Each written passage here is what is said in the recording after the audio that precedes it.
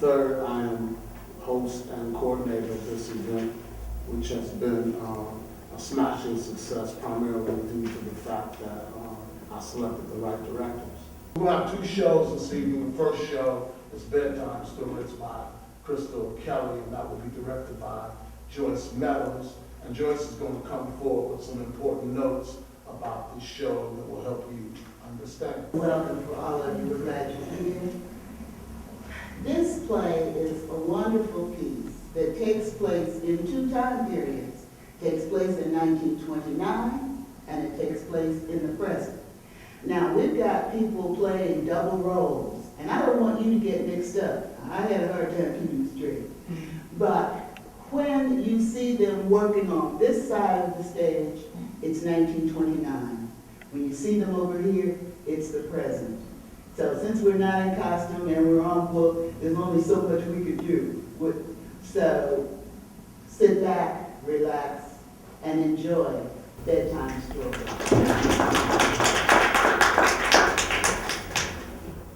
Man, the service was so long. Shoot, you would have thought Reverend Carter was giving a eulogy of Jesus. Why are you so impatient? I think Grandma at least deserves a grand send-off.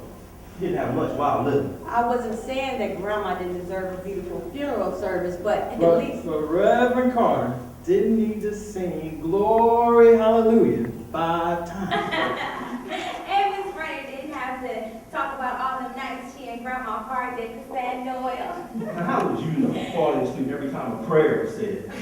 Would y'all stop yapping and help me pick up the rest of this stuff? What for? We still have to divvy up Grandma and Grandpa's things. Well, I really don't care. You can throw away all this dated stuff, except for Grandma's pearls and her earrings. Those are mine. Says who?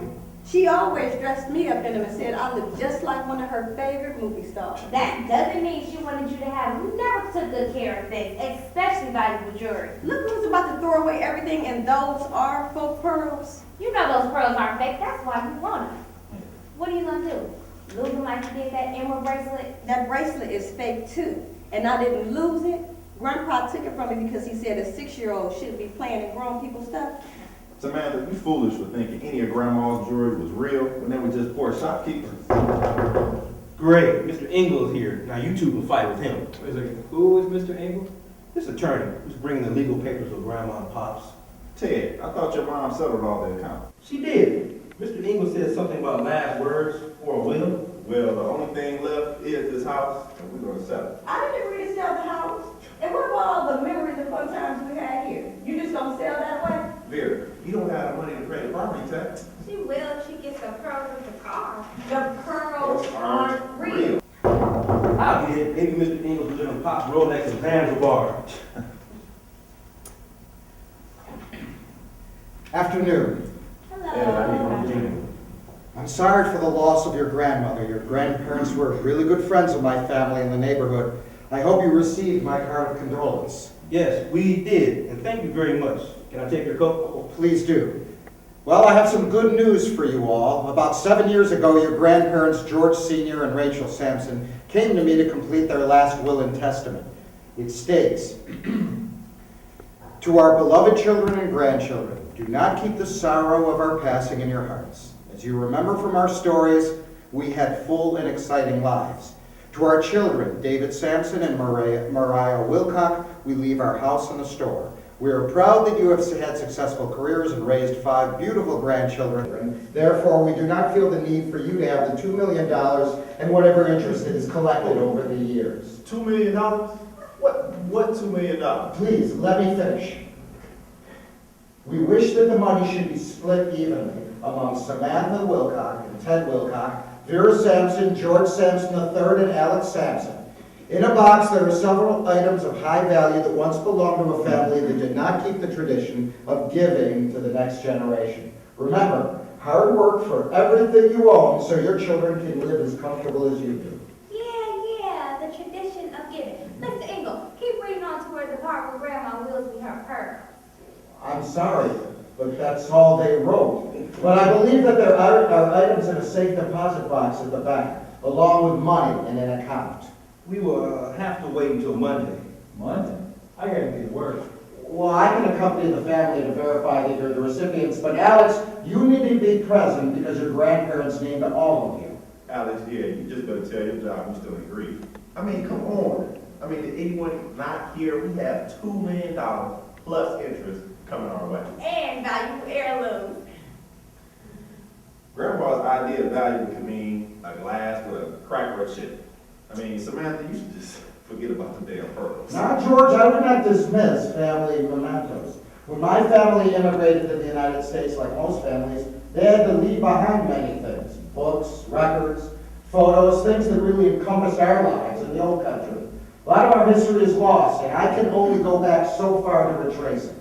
Don't tell him that, because this little greedy son of a bitch. Greed. I'm greedy. Yeah. And you don't want to run around here talking about the pearls of Qatar are mine. Grandma wanted me to have. Well, Mr. Engel, thanks for stopping by. Okay, I'll come back at a better time.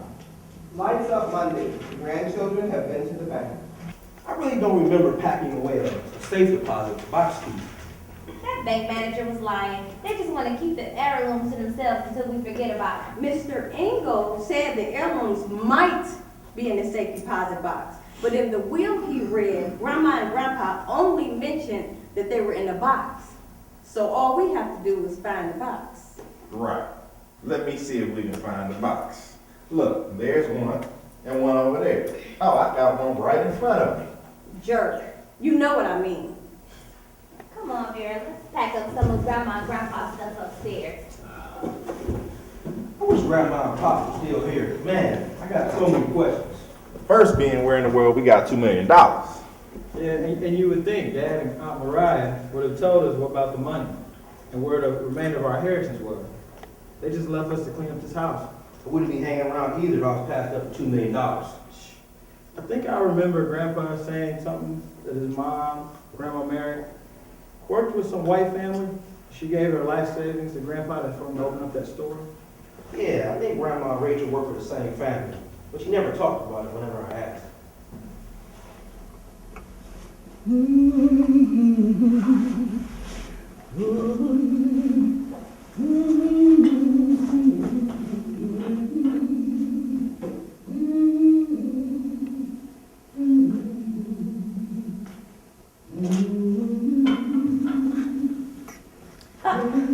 Miss Mary, did one of those little crumb snatchers run through this here kitchen? No, sure didn't. Hey, look, Rachel, now I know you're new around here, but you got to keep an eye on those children. They done already broke 2 of Miss Clarence's dinner bowls, and we get the blame for it somehow, and it comes out of our way. Yes, ma'am. I'm trying, but I can't get any of my cleaning done because I'm running around after those brats all day. Oh, don't worry about that. Once I fix their lunches, you won't hear a peep out of them.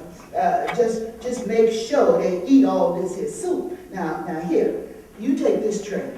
And Mary, you know I come home 12:30 sharp to eat my lunch. I cannot be tardy when returning to the bank. I have an important meeting to prepare for. yes, sir, I'll be right out with Mrs. Clarence and your meal. I will be eating alone. And Rachel, you can bring my lunch to the study. Yes, sir. That's odd. No, not quite. Mr. Clarence just being his usual bad self. Give me the children's tray. You take this one out to him, but don't be idling around Mr. Clarence too long.